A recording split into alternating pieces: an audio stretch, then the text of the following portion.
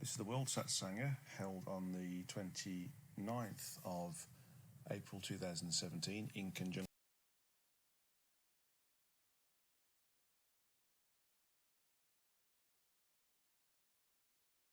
Welcome to this World Satsanga held on the 23rd of April 2025 in conjunction with Kevin Moore and the Kevin Moore Show, which is Kevin's YouTube channel. And as usual, I strongly recommend you visiting his channel because there's lots of information on there from different angles that he investigates.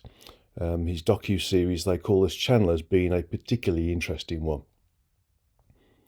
Well, this lecture is about what happens to us when we're at a higher frequency and the things that are remarkable when we try to interact with other individuals who are a lower frequency.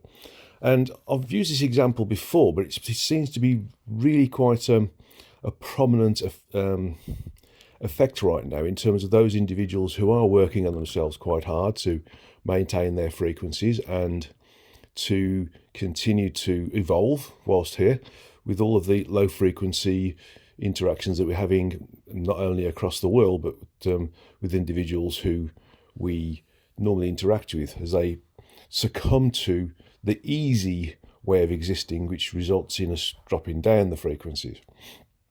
And so when we're a higher frequency, we actually start to become invisible. Now, what does that mean?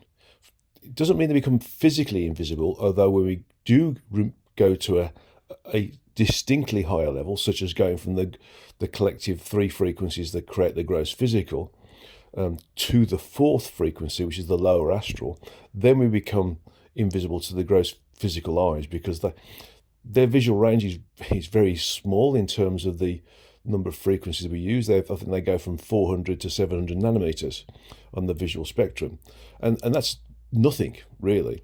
So when you also consider that the spiritual third eye is associated with what we see, and that depending upon our evolution level while we're here, in how we work in ourselves and how we increase our frequencies, depends upon how and what our spiritual third eye focuses on, and that allows the focus of the gross physical eyes to also work on those levels. You can start to see that things start to change in terms of those, in how we interact with people around us and how they can perceive us or see us. Basically, what happens is the spiritual third eye is associated with the frequency that we're at whilst we're here on Earth. So as we rise through the frequencies, if we're working on ourselves, the perceptual range of the spiritual third eye increases as well. And that means that we start to be able to observe with our clairvoyance, our spiritual vision, things that are beyond the normal visual range of the gross physical eyes.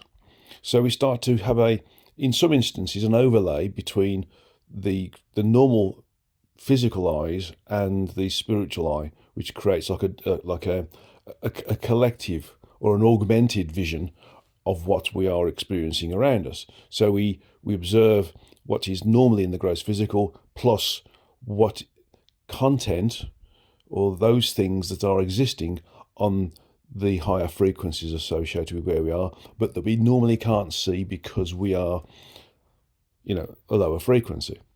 So when we increase our frequencies, we start to increase our ability to observe or communicate with those things that are above and beyond our normal visual range or our normal communicative range, audible and even sentiently, such as through clairsentience or intuition or telepathy, for example. Now, if we are, through our work, our meditation, our being of service to others, our selfless thought processes, our doing things to be of service without needing to have any reward or pats on the back, for example, we start to rise to the frequencies and we start to observe different things, then that means that the gross physical also starts to drift into, or sort of move up the frequencies slightly into those levels as well. Not totally, but they are there. I mean, clearly, if we ascended the frequencies into the next frequential level, the fourth, which is the lower astral, then we would be able to interact totally with those those individuals within that environment and the circumstances that they are creating themselves within that environment. However, if we look at it the other way around, where we're moving up the frequencies, but those who aren't moving up the frequencies, those who are succumbing to lower frequency thoughts, behaviors, and actions, such as selfishness, materialism, desire, sensory experiences, sort of adrenaline junkies, alcoholism, drugs, for example, status, wanting to influence people, for example, and that's a classic way of gaining karma, by the way, then those individuals stay at those low frequencies, and they can't perceive those individuals that are at a higher frequency because their frequencies are at a lower level, and so the function of their spiritual or third eye is also focused on that level. So what they see with their physical eyes being affected by the perceptual range of the spiritual or third eye is limited to the gross physical. And that means that those individuals who are of a higher level, higher frequential level, are outside of the perceptual range of those individuals on a lower level in terms of their third eye and how that works in tandem with the gross physical eyes. And so there's a lot of individuals who are of a higher frequency level who are unnoticeable. They're not totally invisible, but they're invisible to the perceptual range of the spiritual or third eye and its association with the function of the gross physical eyes. So what this means is that, in effect, if we are interacting with people and we focus on them, that's okay.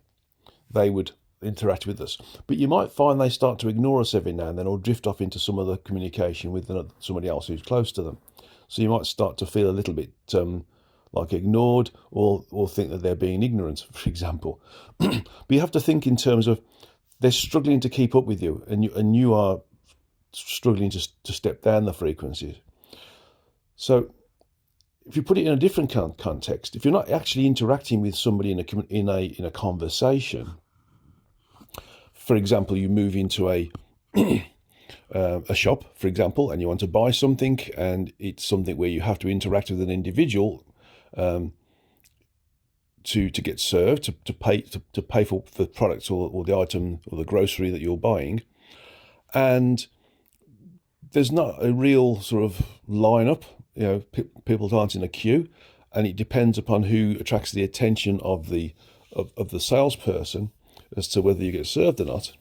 Then you may find that you, as a higher frequency individual, working maybe with a salesperson who's a lower frequency individual, who's a lower frequency person, you may find that you get ignored. You may find that you're there first and you're attracting their attention and they don't see you.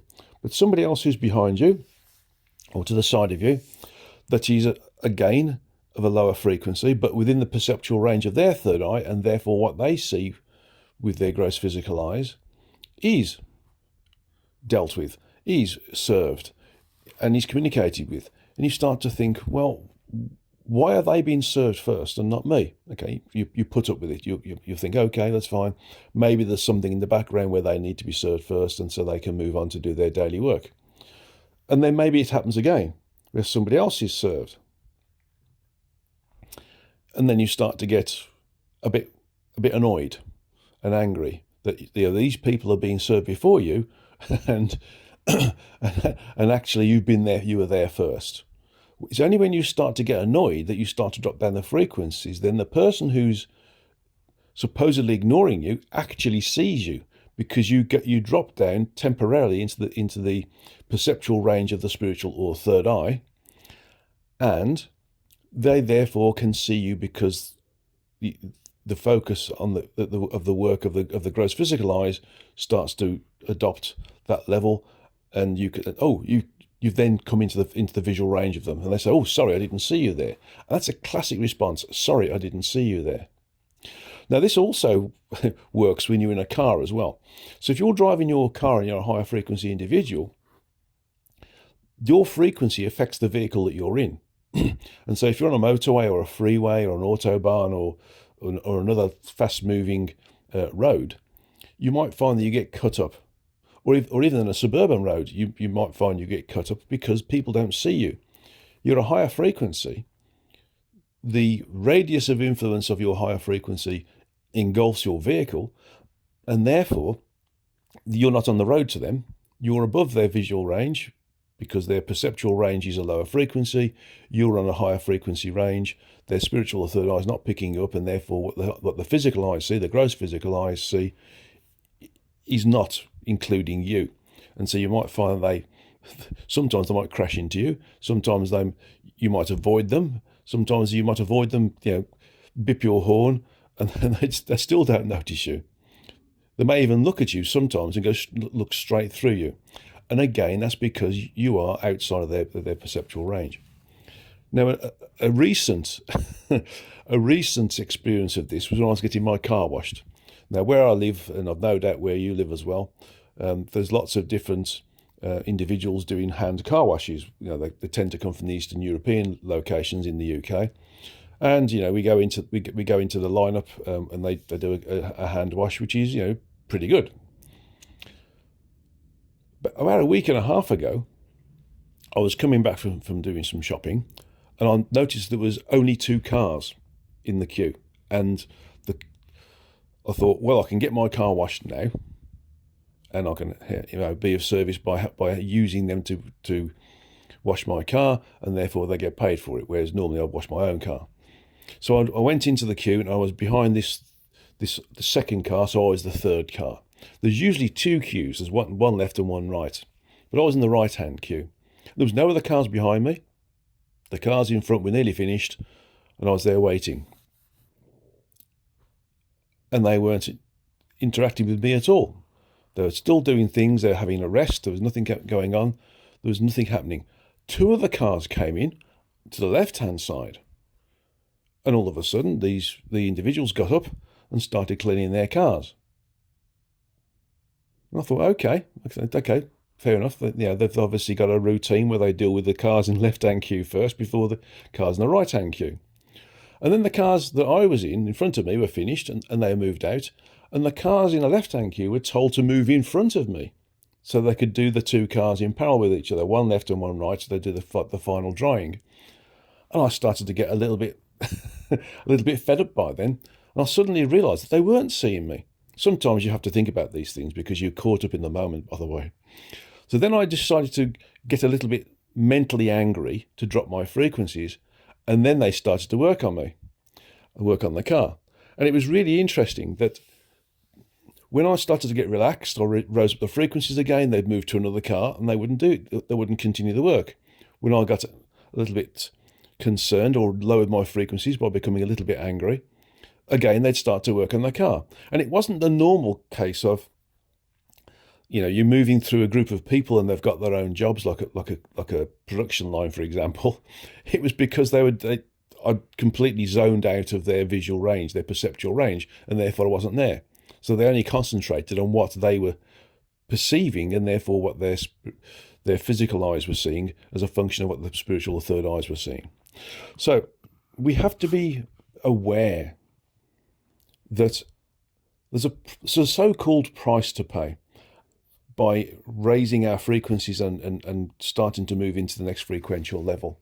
And that is that the things that we take for granted in terms of our ability to interact with individuals on a very basic way, such as basic communication, going to the shops to get served, for example, buying things, getting cars washed, travelling around in your car, walking in a densely populated street in a city, means that you're not seen. You're not in the perceptual range of their spiritual or third eye, which allows the gross physical eyes to focus. And therefore people will bump into you, people will ignore you, you might even potentially have accidents in your car.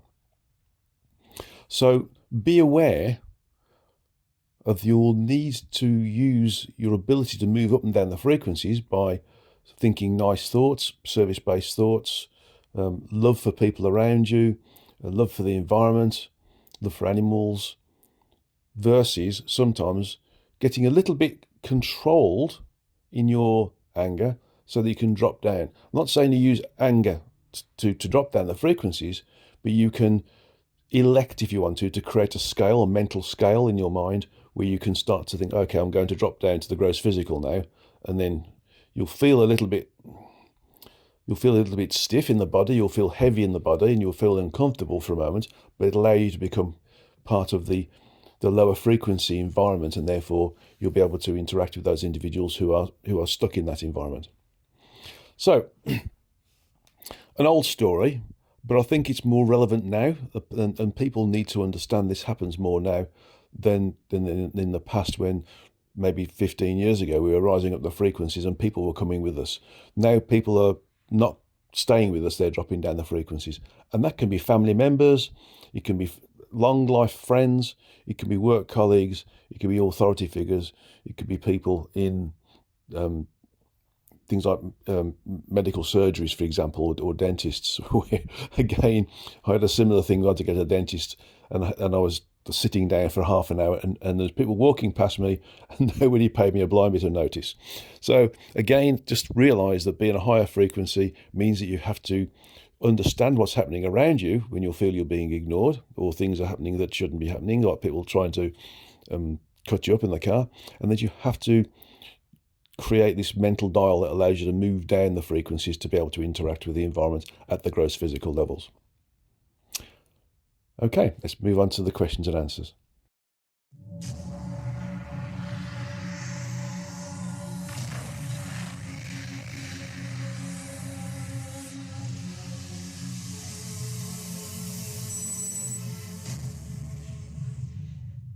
Good. Well, welcome to you all, and this Satsanga in April.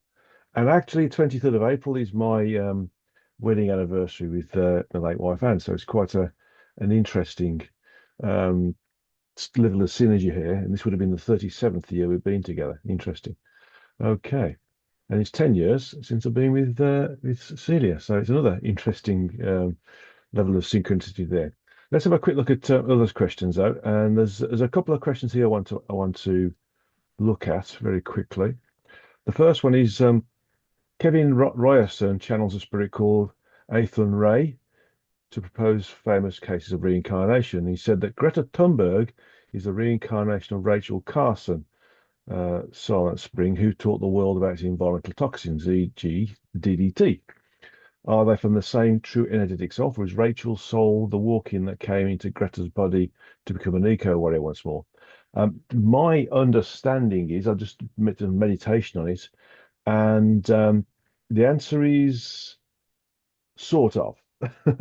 And the reason why it's sort of is because the soul that came into Greta's body was an advanced soul, was used to dealing with large numbers of people and influencing them, but it itself didn't have the experience of Rachel Carson, and so it visited the memory set of the soul that's associated with humankind, which we call the Akashic.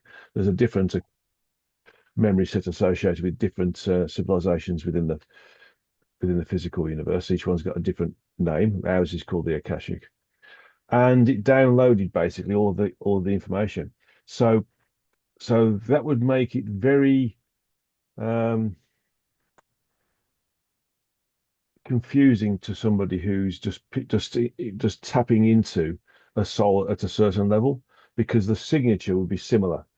Because of the information, the evolutionary level, because the evolutionary level is sort of like a surface um, signature associated with the information that's downloaded from their Akashic records into a soul, to allow them to have to have more capability and a wider toolkit to be able to do what they're doing. This particular soul that was Rachel Carson is currently residing in their true, well, not in full communion, but within a level of communion within their true energetic self. Okay. Second one, do some souls with darker lives have back-to-back lives? So the darker life would be a soul that is committing lots of, should we say, crimes or murders or genocides, those sorts of things. And the answer is yes, they would also have back-to-back lives if they wanted to experience something that is not over one particular life, but over a number of particular lives. So they can also have back-to-back lives. In terms of a slightly wider subject, if we're talking about individuals who are incarnate at times of great strife, such as wars, it's it's rather unlikely that they would have a back-to-back life to come back into this environment after they've been committing serious atrocities over large numbers of individuals, such as when we had the issue with the Nazis, for example, committing the Holocaust against the Jewish population. Those individuals would not come back straight away, without doubt. They would have to go through a series of, shall we say, decompression type of uh, feed levels of feedback and debriefing, if you want to call it that, is let's use a human term, to enable the soul to start to realize what they've done, how they've done it, whether it was part of a bigger picture, whether that bigger picture was satisfied, and how well the guided helpers interacted with that individual. So there's a lot of in-depth stuff has to go along with those individuals who commit those levels of low frequency thoughts, behaviors, and actions. Okay, there's a bit more to this than that, but I'll leave it at that right now. So, okay, Daniel's asked the next question, and will there be a time reset? Um, the time a time reset would only happen if there was a complete shift in the event space, like a new event stream or a complete change in event space where we move away from a particular potential event space and event stream because it's going to be detrimental. And if that happened, we might not know anything about it, actually, because if it changes significantly, would we exist in this particular incarnation? Maybe not. If it changes subtly, we might not notice it as well because it's too subtle for us, and only those who are particularly affected might have a moment of confusion and then not think about it anymore. So I'm not seeing it right now. I'm not seeing it at all. We're more likely to get intervention from outside to help guide us along our way than we are to have some form of event space reset or change. What is the best way one can avoid resetting a timeline? Do one's best to be the good example. This comes up all the time. Be a good example. Be of service to others. Be the individual who is showing what is the right way to do things rather than the wrong way to do things. It's easy to do the wrong way, but it's very hard to continue to do the right way. And searching for the truth, are we here to help spread the truth from our Creator? Yes, but not to get too embroiled in the vagaries associated with religions and how they compete with each other. We need to follow the middle line basically, and which is what the Buddhists do basically. They take the middle route, but in essence, what we need to do is to offer a neutral path that doesn't involve human programming, but doesn't sort of denounce it. We need to look at the start point of all these different religions, and they're all pointing to the same thing: how we in our incarnate status can remain connected to who and what we are, or connect with source. So we have to look at that, and rather than the humanization of it all. And this is Daniel's monthly question: are we making progress or are we falling behind? We're staying where we are right now. That's very plain. We really are staying where we are, and we're on a knife edge of going up or going down. And right now we're fighting to stay on this sort of knife edge of this tightrope. Okay. Jagjot asked a question about the books, really. Thank you for all your work. Can you advise when your next book is being released? Beyond the Origin, which is an event-space odyssey, is on Amazon right now, pre-order. So you can get it on pre-order if you wanted to. And but although there's a date on there of sometime in October when it's going to be properly released, it'll be before that. That's just a placeholder. Usually with Amazon, it's about September, but that's an agreement between Amazon and my publisher, Ozark Mountain Publishing. But in reality, it'll be earlier than that, probably in May sometime. So keep looking on Amazon. Keep looking for Beyond the Origin. You'll suddenly start to see it go away from being on pre-order to in stock. Daniel's asked the next question: how best can we make the sense of craziness and polarities that we experience? Don't just see it as being the result of having too much individualized free will, and the result of us slipping down the frequencies because we chose to accept the teachings of certain leaders, certain spiritual leaders, who are saying things without depth of knowledge, such as we're all going to ascend a mass ascension at the end of 2012. Well, we ascend individually, and we don't necessarily see the ascension because we're moving up the ascension process slowly, so we get normalized to it as we do it. So, so the thing to do is to really not try to make sense of it, but to just allow ourselves to create our own, if you like, reality bubble of where we believe we should be, where the rest of humanity should be, and just be that, and that it'll spread through triangulation. Um, okay, well, more effective and efficient leaders coming forward to help us. Well, they are, yeah. I mean, Greta Thunberg's one of them, and there's the other white children that are not being prominent right now, but they are starting to populate. I believe there's five, maybe six. I delve into this very infrequently, so I don't keep up to date with it. But there's going to be 12 of these children, and four of them are going to be quantitative leaders, like affect lots of people.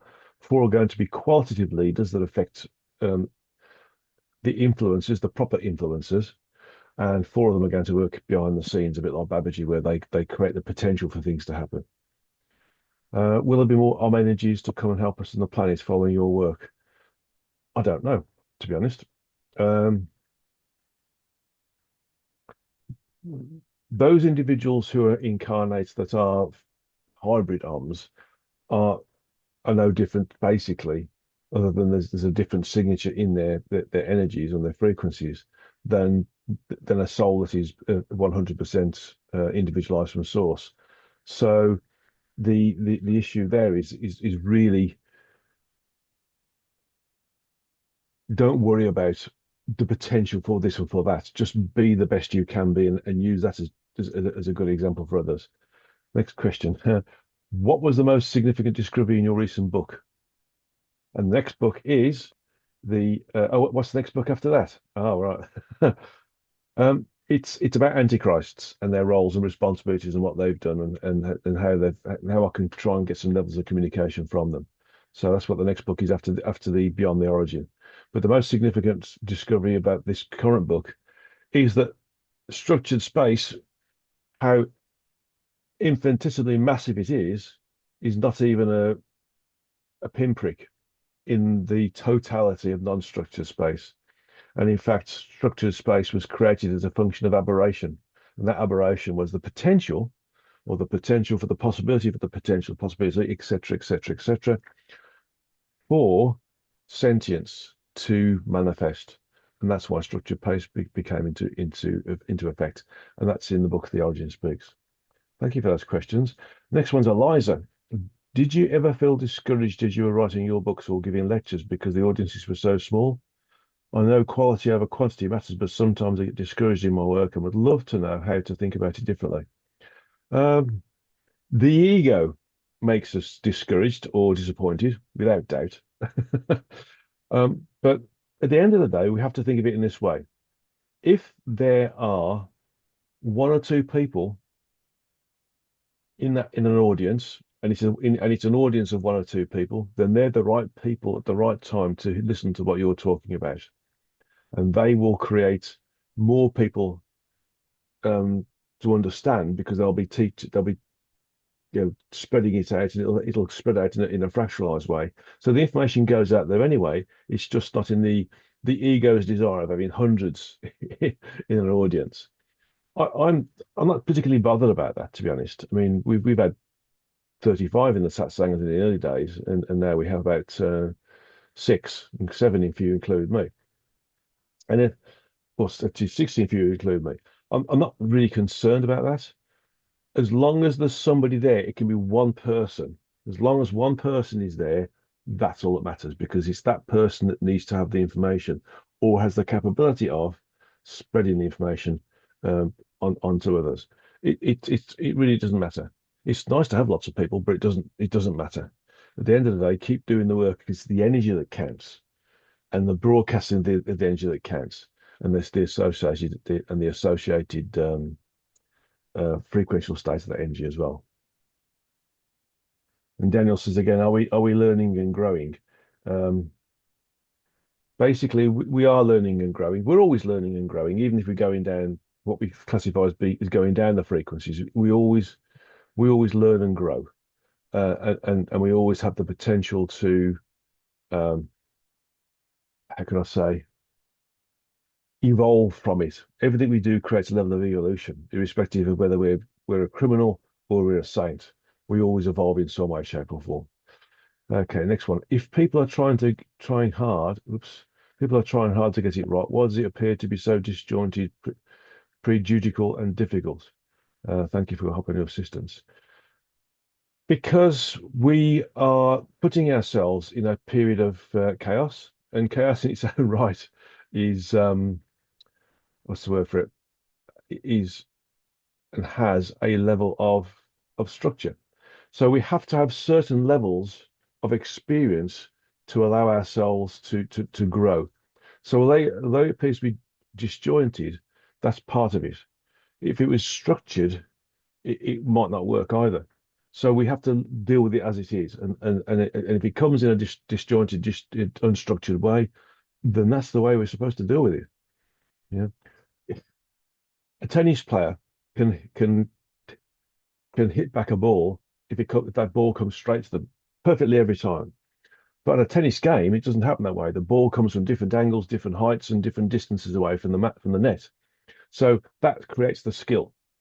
So the diversity in which we experience and deal with things makes us more capable of dealing with harder things later, or gives us the depth of knowledge and experience to show that we've achieved this, and actually we probably don't want to go down that road again because we've experienced what it is.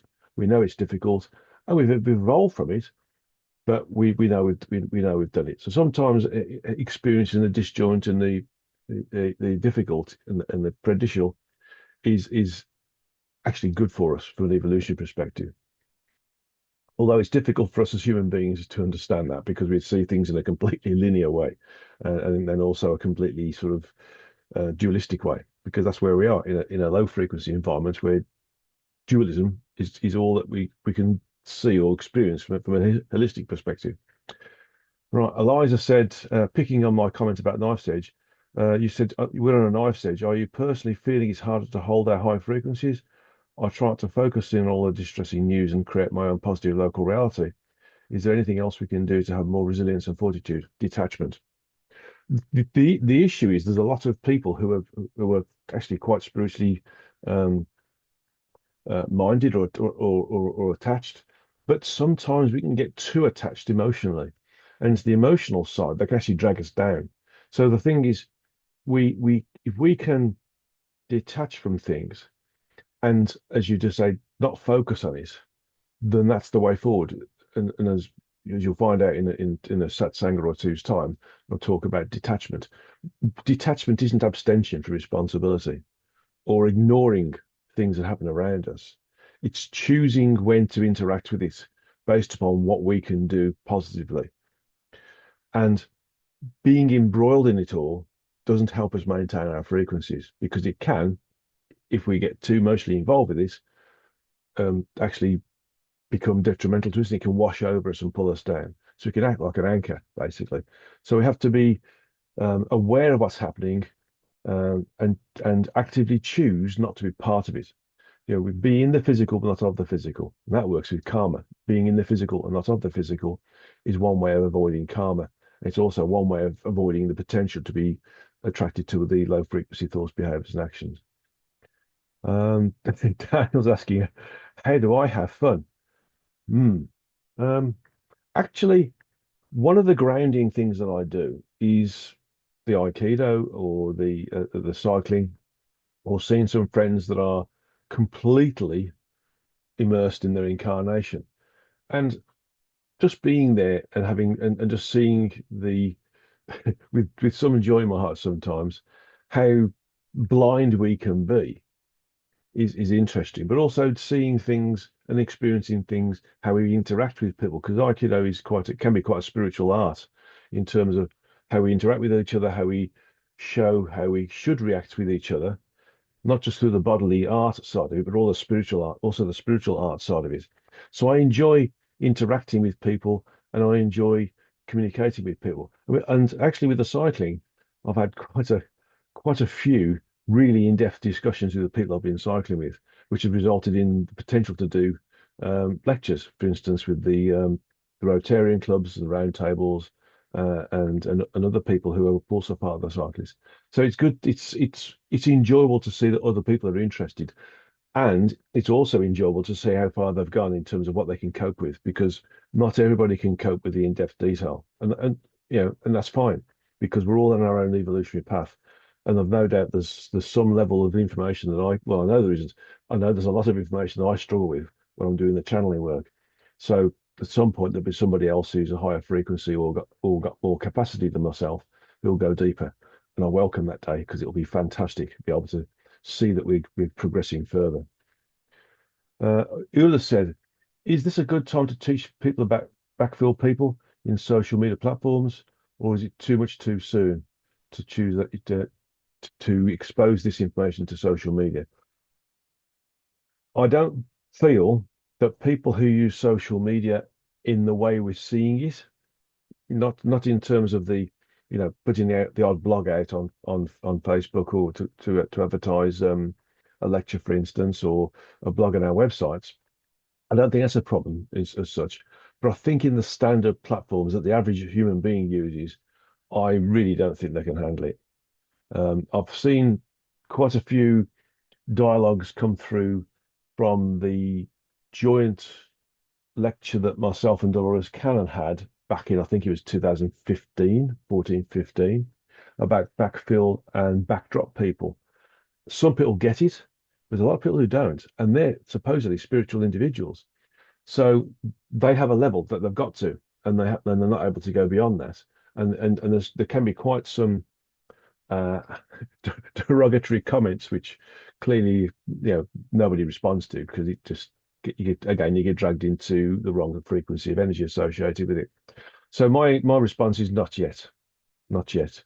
Um, Maybe we can allude to the potential from our own perspective that we see people as being backfill or backdrop, but in terms of the understanding that actually most of the low frequency thoughts, behaviors, and actions we're seeing now are a function of backfill people because they are souls of a different genre.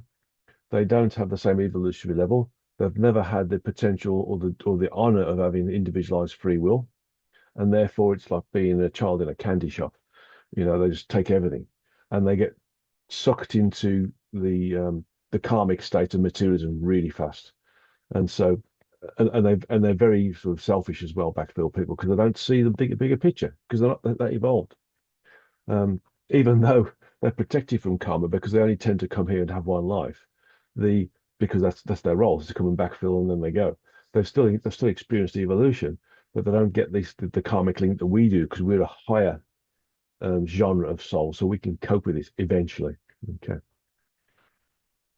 Alejandra says, in your book, The History of God, you mentioned about the diet and energetically why one should not eat meat or fish. I would like to know if humans don't need if humans don't need the amino acids and protein for meat at all, even for regeneration or healing of the muscles, for the body in general. Um, we eat solid foods because our bodies are right now they're stuck in a lower frequency environment and they've had to adapt to be in that low frequency environment. In essence, if we could focus on the higher frequencies, our frequencies of our body would rise, and we could get enough energy from the chakras to animate the body and maintain the body. But when we do that, the body would be so high frequency that we'd be out of the normal perceptual range of the average incarnate human being. So it can be done, and there have been yogis that done it. And in fact, Paramahansa Yogananda in his book, um, the autobiography of a yogi. I'm just looking at it up there. Actually, in his trip back to India, he made a point of going and visiting and illustrating a couple of yogis who were basically there in the physical but didn't eat anything at all. They got their energy from the chakras. Okay. Right. Next question is from Daniel. Any unusual happenings in readings and healings? Um, there are sometimes, yes. I can't say exactly what because it's private to the individuals, but there's always something unusual happens sometimes. Usually it's run of the mill, but we do get the odd thing where I experience something completely new, and that's what it's all about. I mean, over the years, I've seen a couple of thousand people. That's a very small amount of individuals in comparison to the 8.2 or 8.1 billion souls we've got on the planet right now. Well, to say bodies, not souls, because there's a lot more souls in these bodies than there is bodies available. So we have sometimes more than one soul in the body. But there are times when I always see, not on a regular basis, but maybe every couple of months I'll see something that I've not experienced before in terms of what's happening with the client or in terms of what I'm seeing or what I've picked up. Yeah, it's quite interesting sometimes. Uh, will the next Pope help us? I believe the next Pope is going to be quite a radical change from the existing expectation of the Pope, not only from how that Pope thinks, behaves, and acts within the constraints of the Catholic faith, but also where he originates from. That's something to whet your appetite because I can see a complete change. If not in this particular new Pope that's going to come along, the next one. So we're going to see a complete different change. Maybe it won't be European. That's a little bit of a teaser for you. Okay, next one's Eliza. Bashar says that when we evaluate our perspective and choose a more aligned reality, we actually become a totally new person with a different history. What's my perspective on this? Yes, that history, though, is the total history of all of our incarnations and potentially those we've linked into with the other souls that are part of our true energetic self, our soulmates, part of our Godhead. So the history is us and us in multiple lives. Because when we become a higher frequency, we increase our communicative bandwidth, and we therefore start to become really what we were before we incarnated, and what we'll be after we incarnate. So it's not a different history; it's always been there. It's just that it's this history plus what we've already experienced in different incarnations. Okay, Alejandra says to get how best to get rid of blockages. While doing the TTF meditations, I've had some tremors and some movements at night and I would appreciate some guidance on how to deal with it. Sometimes when we're doing TTF, and I've seen it, I've experienced it, I've seen lots of students who've done it, you get the Kundalini energy moving up and down the spine. That means you're doing it right. So if you're having any tremors and movements while you're doing it, specifically if your spine is straight and your neck's in line with your spine and you're fully focused on it, that's good. So just let it happen, basically, because it's a physical indication you're doing the right things. So it could well be. I think just looking at Ulla's response at the bottom, you've been practicing on your yeah, clairvoyance, haven't you? Okay, Daniel, should any of the readings and healings be published by Dolores Cannon's work? Um, I I don't keep the recordings of the readings and healings. Um, it it would be of interest to a few. I don't think that my information would be any more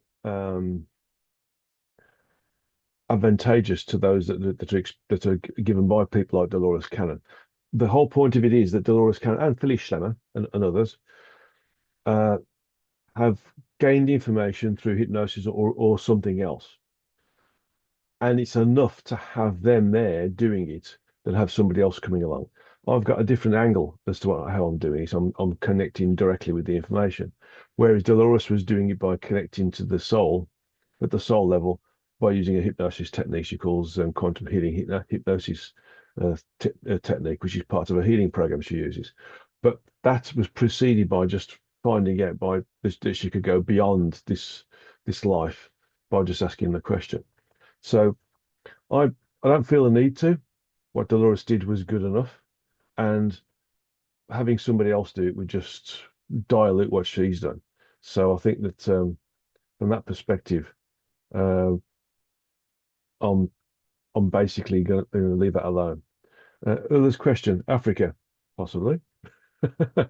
I felt I saw the image of the one who could take over. If not in this paper, see the next one. And it did feel like it was somebody from one of the more African nations. Those where they've got more sun, and therefore their skin color is different. Alejandro, how best to get blockages? I didn't answer that question, did I? um, Detach from them. Work on something else. Don't focus on it. It's a bit like you years ago. I used to play golf, and we could have phobias on the use of different golf clubs. And if you used a particular golf club, you were always nervous about using it because you could always make a mess of it. You know, you top the ball, which it wouldn't go anywhere, or you bottom it, it would go up in the air, or you'd hook it, or you'd slice it, and it wouldn't go straight. There's always phobias against different clubs for different reasons. When you don't use those clubs and use another club, and you've ignored those clubs for a long time, you forget the phobias, and you can use them again with a fresh eyes approach and a fresh experience, and you forget the phobias and you work okay. So best way to get rid of blockages is ignore them, distance yourself from them, and basically realize that in essence, the blockage is just the human perspective on things. We're unlimited. Consider yourself unlimited, detach, meditate and detach. Say, I'm not associated with this blockage, it's not me. And create a mantra and repeat it 12 times. And then do it every day. And then focus on something else instead. Don't focus on what the blockage is. That's a distraction. Focus on something else. Get success in that. And eventually you'll come back and the blockage is gone. Very simple. Hard work, but very simple. Eliza, are you familiar with the galactic center, supergalactic center, the Shapley attractor? Are they portals to much higher frequencies or just new to galaxies in the physical universe closer to frequencies 3 to 5? I think it's just a word, to be honest. I mean, there's always a galactic center in all of the galaxies in the universe, and there's billions of them. They all have a point you could actually, yeah, place as being the axis or the center. I don't see them as being portals. I don't see them as being attractors, although they will have their own level of overall gravity that keeps them in a particular configuration. I just see them as being the coagulation or a localized area of low frequency energy that becomes planetary in various different things. I don't see them as being any form of portal. We won't see those portals except in something like if we look at this image that Liza's created here, which is an interesting observation, but it might not be white. We might not show anything there. It might just be there, and you go through it, and you didn't even know you've gone through it because it looks exactly the same. It might be just a mirror image of everything around it. We don't know. I feel that the vias or the areas where locally high frequencies of a lower frequency are in contact with locally low frequencies of a higher frequency that connect together and temporarily create a condition where you can go from one frequency to the other are very they're sometimes very small, sometimes very big, and we sometimes wouldn't even notice we've gone through them until we've gone through them. Look at the book called Twidders. And that's one that identifies similar things, but on a very localized basis on the Earth. That's interesting. Others saying that's what you say. let's let's wait and see. I really am drawn to this. I really am drawn to this. It's interesting. Will aliens be revealed soon officially? We are not ready for it as such. If we need salvation, and it's obvious that there's going to be something significant happen, like we're going to kill ourselves by dropping atom bombs all over the planet, we may. But if it's seen that human beings will survive that and come something later, then the answer is no. They're already here. I can perceive them all over the location I'm in. It's just a different frequency they're on, And if we can perceive different frequencies, like the fourth frequency level, by using meditation and increasing our own frequency, so we increase our communicative bandwidth, you'll notice they're there. You'll feel they're there. There's a lot around the Santa Fe area, the New Mexico area, because it's quite pure there. There's a lot around the rainforest areas. There's a lot around the Arctic and the Antarctic areas. Alejandra says, they say a ship of aliens will come in 2026, and when touching it, people will have healings and revelations. Do you see that happening somehow? The people who spread these things are the people who cause the biggest problems. It's sort of false information. And these are the people who spread the idea about the mass ascension in 2012. They create something that's a setup to fail, and that diminishes the confidence in the people who are spiritual to continue with their spiritual work. And more often than not, people just drop off the table because of it. Right, we've got 4 minutes left, so we've got to be careful how much work we do in terms of questions. Right, Yara's got a question. I've been seeing more and more similarities between human follies and the more vicious, weird aspects of nature as in animals and insects. Are they a direct reflection or affected in that way? If so, would working on that level be easier? No. The reason why human follies equal vicious tendencies of animals, and animals aren't necessarily vicious sometimes, they're just driven that way because of the environment or human beings, is because we're lower down the frequency levels, aren't we? If we go down lower down the frequency levels, as would happen with the backfill people, they start to operate on a lower frequency level and a lower evolutionary level. And that lower evolutionary level for the backfill people is in between the animal and the human being an example of the level of soul, the genre of soul that would be in the human body, not specifically all human bodies, but other bodies around the physical universe as well. So I wouldn't work on those levels. I'd stay high level as much as possible. Alejandra says they say there will be a revelation of all the pyramids and an alien ship in Antarctica and all the lost history. Is there anything there? Well, pyramids were basically an energy accumulation system and a way in which people could communicate with each other. So if we went into certain points within the pyramids, you get certain different frequency level energies. So it's like a harvester. Think of it like a physical chakra, if you like, to harvest energy. And various points within the pyramids, the energy and the frequencies are so high that people could use it for telepathy and communication. So there is some evidence there. There are a number of different alien vessels or other vessels that were previously used and used for transportation on the Earth that have experienced some level of malfunction or incompetent operation and therefore crashed. So there's always going to be those devices that we see everywhere. And in the Arctic and Antarctic, there have been alien bases there as well. So there's bound to be some that we do find. Specifically, if we have a global spring, and we start to have the Antarctic and the Arctic start to come out of the glacial period and go into a more liquid-based period. And Ula's asking a question here, which is probably the last question we can do. Are backfill people still 58% of population or higher right now?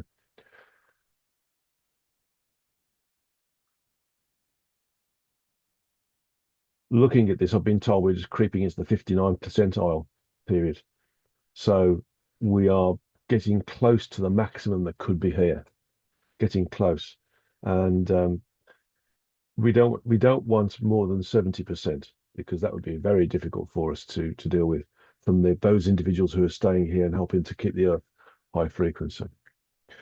Okay. Well, there've been some superb questions, and I think that I hope I've answered them all for you. We've got about a minute left, so rather than answer another question and be indignantly thrown off Zoom, which happens at times, we can hopefully leave together in a dignified way.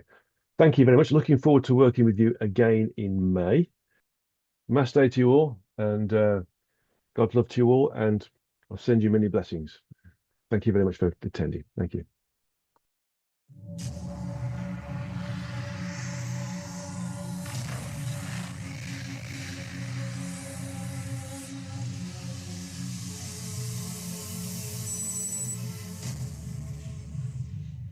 Welcome to this meditation session on the 23rd of April 2025.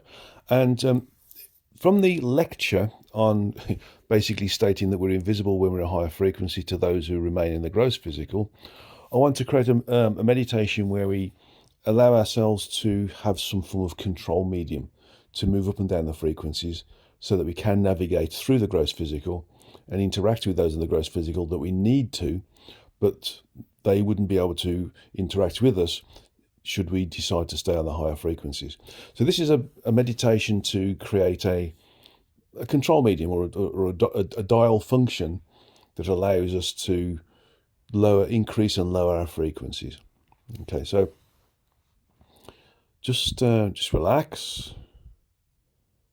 If you're sitting in a straight backed chair, sit with your feet flat on the ground, your hands palm uppermost on your upper thighs, your back straight in alignment with the back of the chair, and your neck in alignment with your back. So your back and your neck are all in the same posture. Your eyes are closed but gently focused on the origin of the spiritual or third eye, which is in between the two eyebrows and above the bridge of the nose.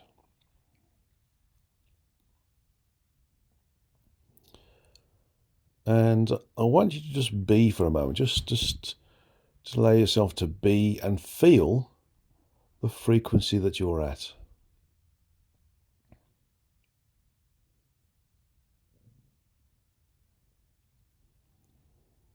Okay. Just feel the frequency that you're at.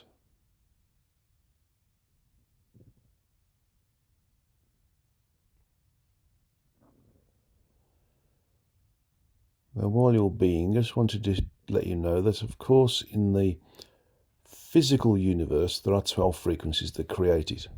The physical universe is the only universe within the multiverse that has 12 frequencies to create it, because they're all so low that they're all required to create the universe. Whereas in the next full dimension, the second full dimension, the first frequency of the first subdimensional component of the first full dimension, which is the 13th frequency, it's got enough finitude to be able to house the content associated with the universal environment in its own right. But where we are right now, we don't have that luxury. So in effect, because of the function of lower frequencies, our first full dimension, where we are now, although it splits out into 3 subdimensional components, it collapses back into a composite subdimensional component, which only allows 12 frequencies to be created rather than 3 times 12. Because the other full dimensions, they have 3 times 12 frequencies, which is 36 frequencies, and therefore 36 universal environments. And each of the universal environments increases in its finitude by the power of 12. It's like having the power of 12 times as much volume each time we move up to a different frequential level. So you can see why when we go from the 12th frequency to the 13th, it becomes much bigger and therefore has the capacity of housing a universe in its own right. But the first full dimension only having 12 frequencies, and those 12 frequencies being required in totality to create a universe, makes it quite a unique situation, because it means that the first universe, the physical universe, is significantly unique. It's the only one with 12 frequencies, and it occupies a whole full dimension in its own right. So you can argue that the first full dimension is the physical universe, and the physical universe is the first full dimension. They're one and the same. So this makes it unique, and it's one of the reasons why we come here, because it creates a particularly challenging environment for us as higher frequency entities to experience its potential environments and circumstances that other entities who interact with it by some form of incarnation, depending upon the frequency that they're in, can experience and therefore evolve, because the evolutionary content associated with being here is significantly higher than being in a higher frequency level, because it's much easier.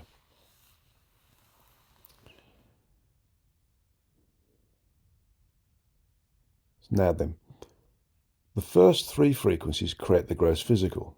The next 4 frequencies are the spiritual physical levels that are the lower astral, upper lower astral, lower upper astral, and upper astral. And then the next 3 are used by the human body as a step down function, so that the soul can enter the body. And then the next 2 levels above that, the 11th and 12th, are just simply part of the physical universe. Now, all 12 frequencies are part of the physical universe, but the human construct that their soul, or the aspect, interacts with to allow it to have a vehicle to interact with the environment that's here, uses, not in totality, but uses that structure to be able to create a possibility of having a vehicle. Okay. In between these levels, in between the 3rd and the 4th, and the 4th and the 5th, and the 5th and the 6th frequency levels, there are like sub-frequencies. A little bit like if you're tuning into a radio station, you go from, on the FM channels, for example, you might go from 88 megahertz up to 89 megahertz up to 90 megahertz. But if you look at the sub-frequency, you've got 88.1, 88.2, 88.3, 88.4. And there are some radio stations that are only predominantly broadcast on those stations that are within the fractions of the frequencies. And that's the same for us. Basically, as we evolve, we move up the frequencies, but we don't move from one frequency to another. We move up the fraction of it, the decimal fraction, the 0.1s, the 0.2s, the 0.3s. And what I want you to do is to recognize that from the gross physical levels, the collective 1st, 2nd, and 3rd, up to the 4th level, which is the lower astral, there are these 10 sub-levels, 10 sub-frequencies. So if we classify the gross physical as being 0, we know it's the culmination of the first 3. We classify it as 0, and then we classify the next frequency, which is 4th, the lower astral, as 10. Then we can use these decimal places in between, these fractions in between, as a means of a metric to understand where we are.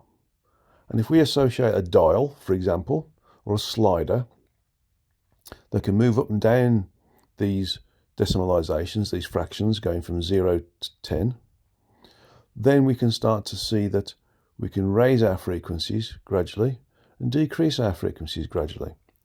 So in feeling what frequency you are, try to recognize where on that scale of 0 to 10, the sub-frequencies between the 3rd frequency and the 4th frequency, you are right now in your incarnation. So where are you? Are you 3.4, 3.6, 3.8, 3.2? Wherever you are, if you're above the 0, you are either moving out of or totally out of the perceptual range of those individuals who are on the 0 level. So just let yourself sink into the location that you're in, 3.5 or 3.6, 3.4, 3.3, 3.9. And identify with that level. You're at level 3.6, for example. See yourself on that scale, 3.6.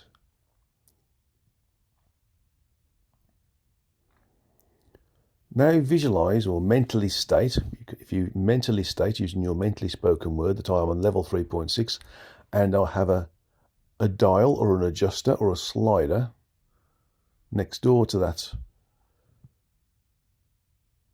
metric that you were just using, that's that level, and that you rotate it clockwise, it increases your frequency, or anti-clockwise, it decreases your frequency, then that's the way it will work. Now then, note that increasing the frequency is a function of evolution. So you'll only be able to go between, for instance, 3.6 and 0, and not 3.6 up to 3.9, for example. That's a function of evolution. So your left hand and right hand turning of the dial to go from 3.6 down to 3.1, or 3.1 back up to 3.6, that's the range that you're in, not 3.6 upwards. Okay, just remember that. Or if you have a slider, you'll note the slider will only go to 3.6, it won't go to 4. But it will go down to 3.2 or 3.15, for example. Now associate or assign by mentally stating that you're assigning this adjustable dial or slider to your frequency, noting your upper limit is where you are now.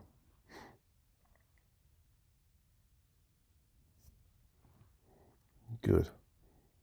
If you mentally state it, you create that condition where you are associated with your ability to adjust your frequency this way.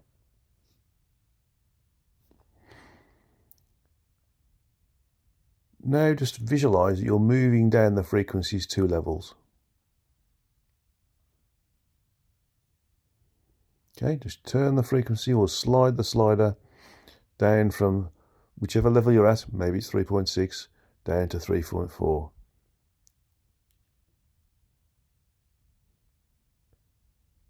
How does that feel? Do you feel colder, temperature change? Do you feel that your body feels heavier, sluggish, denser, difficult to move? This is a function of your physical form adopting a lower frequency form factor, becoming more of the third frequency, the collective first, second and third frequency, the earth level, rather than being a higher frequency associated with the higher levels of frequency within the physical universe, heading towards non-physicality, so to speak, formlessness.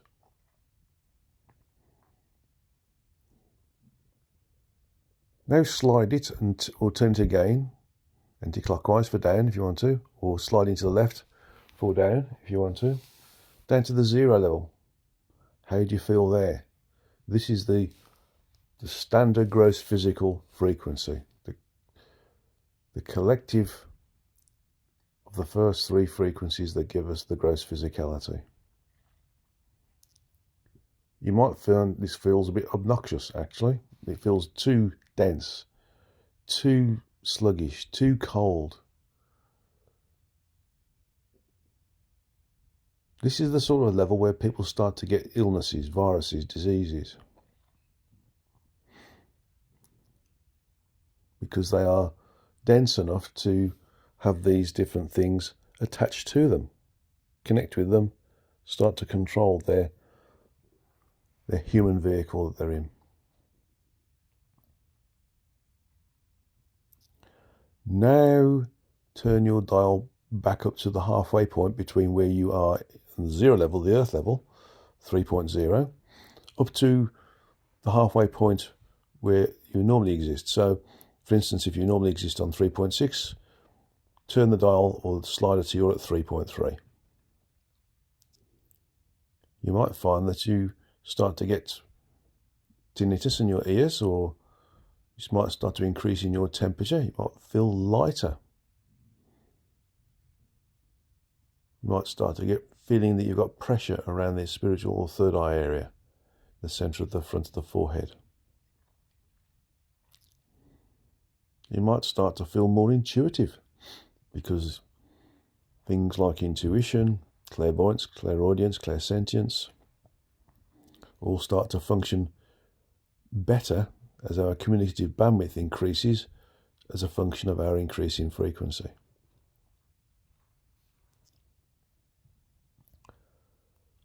That feels much better, doesn't it? Okay. Now increase your dial to your level that you perceived yourself to be at, 3.6 in this example. Yours might be 3.7, it might be 3.5, but don't forget you can't go above that level because that's a function of your evolution. How does that feel? Do you feel better again? Do you feel lighter? More sprightly?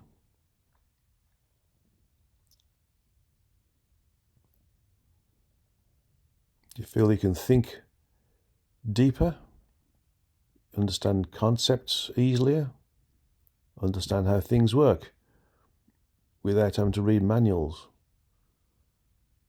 You still feel like you've got tinnitus in your ears? Is that tinnitus changed in its frequency? Has it got finer? You may have had tingling in your hands or your arms. Has the tingling become much finer again?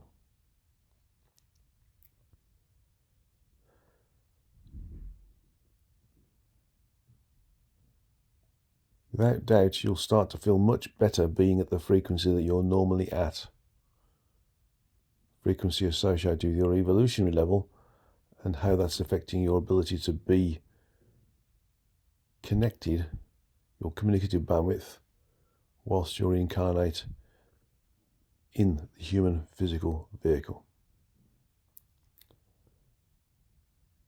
Just play with moving the slider or the dial up and down, so you can start to move up and down the frequencies and, well, the sub-frequencies I should say, and see how your ability to interact with others is.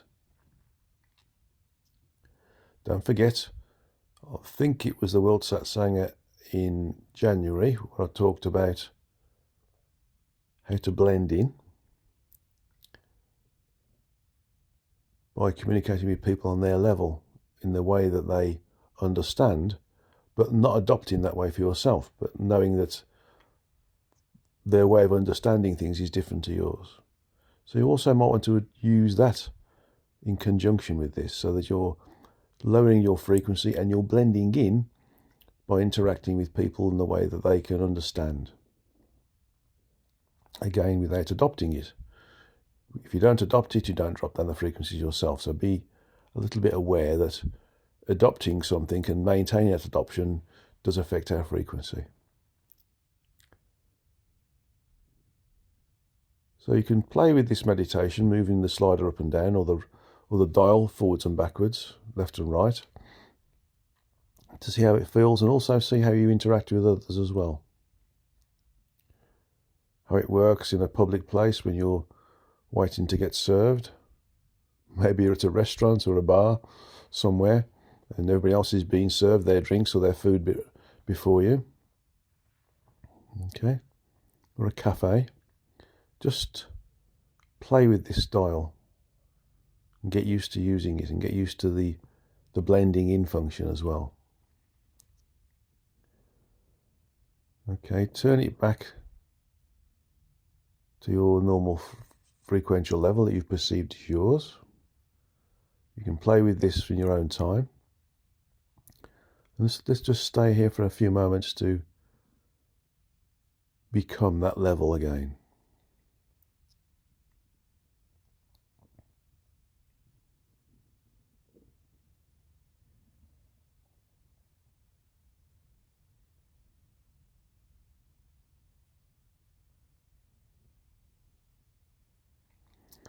Okay, so keep your level where it is, but now let's slowly come back into the room where you are. Slowly open your eyes and, of course, take a drink of water to help ground you. Well, thank you for attending this World Satsanga in April. And interestingly enough, the 23rd of April is my wedding anniversary when I married my lovely soulmate Anne, the 23rd of April 1988. So in 3 years' time it'll be 40 years. Looking forward to those 3 years' time. Namaste to all, God's left to you all, and look forward to working with you in May.